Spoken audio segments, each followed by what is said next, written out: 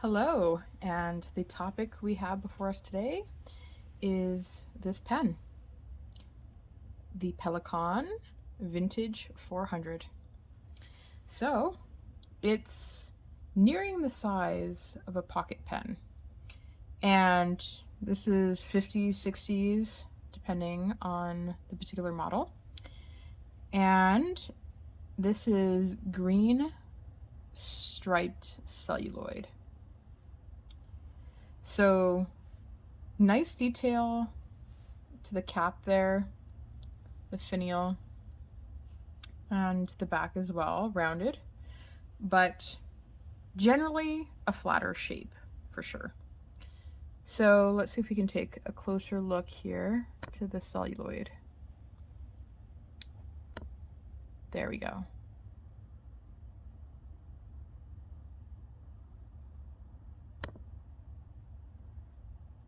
Very nice. Okay, I'll unscrew the cap. This has a very unique feed.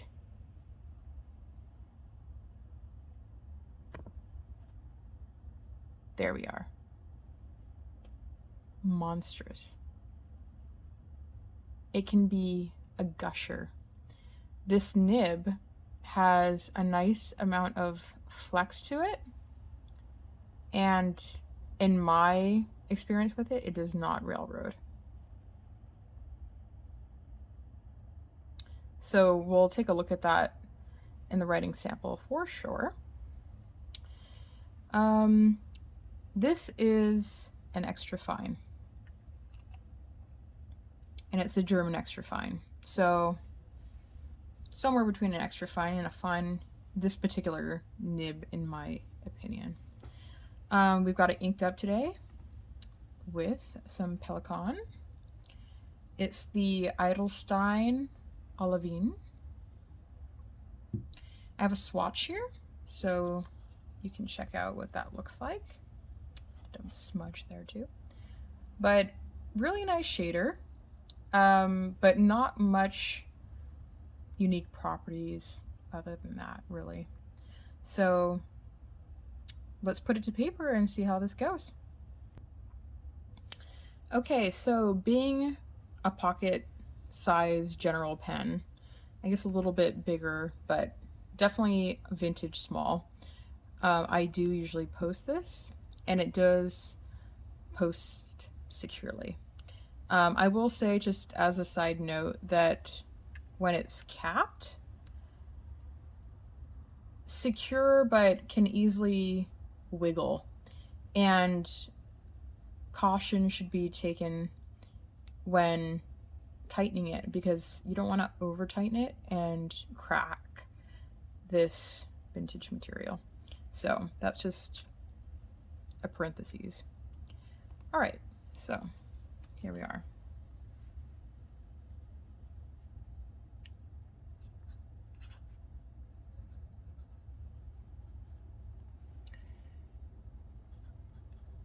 Pelikan for 100. I'll put vintage here. This is 50s, 60s. This is a extra fine nib, 14 carats. Yes. And we are using also the Pelikan Edelstein Olivine.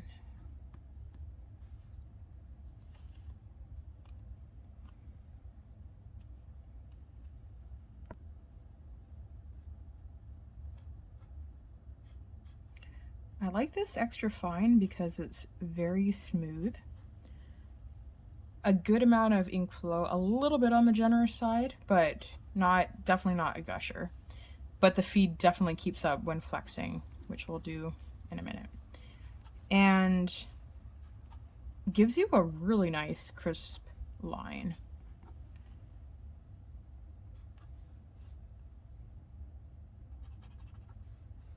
So that's the wetness.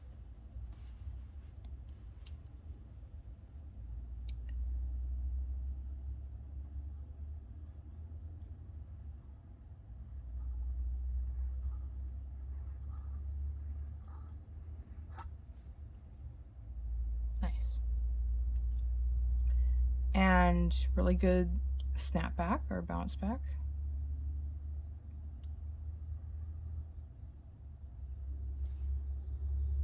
Let me zoom in a little bit.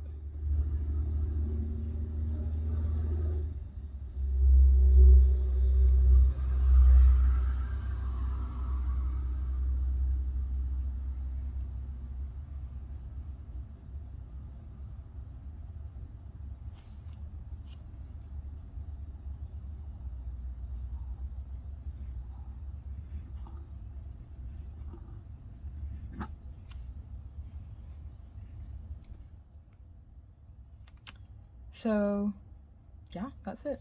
It's a pretty standard ink, so I think this gives a very fair representation of the pen.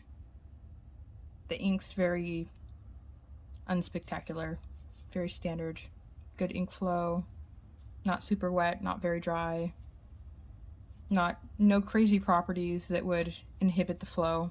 So definitely, I think a very accurate representation of what this pen is capable of doing.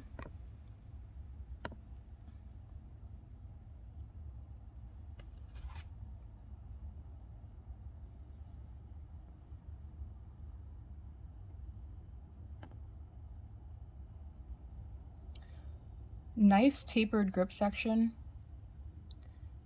I have to personally hold this pen a little bit higher up because it's somewhat of a smaller nib, and if I hold it where the actual grip section is, I feel like I choke up on the paper too much, which, by the way, this is not NR Kikuyo paper. And yeah, so I have to, for my preference, I hold it farther back. The threads are nicely done. They're not super sharp, and there's not much of a jump to be spoken of, but I still find it more comfortable to hold farther back. To each their own.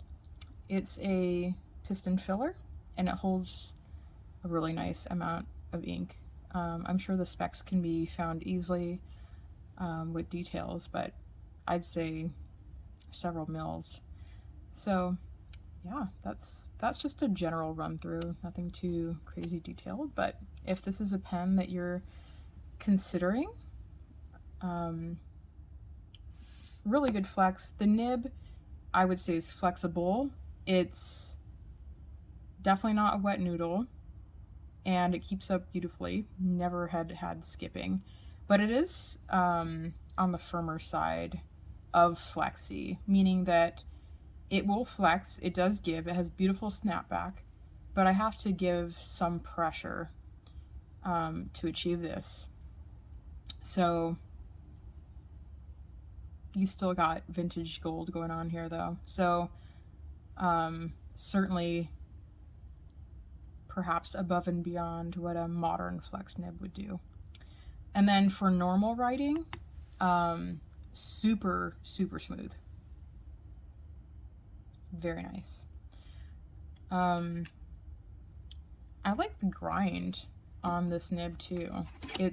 I always like looking at these things, and there we go. It's a little bit wider at the tip there, and it has a little bit of a beak feature to it, which probably helps in the flex, kind of like a, not as dramatic as a Pelikan, but it definitely has that shape to it. But yeah, I really like the grind on this extra fine. It's quite nice because it, at any angle really that you come at it, it's gonna write nicely. Even with like a slant, if you almost have like an oblique approach in your writing, which I've done a little bit of in cursive, and it still writes beautifully. So yeah, that'll do it.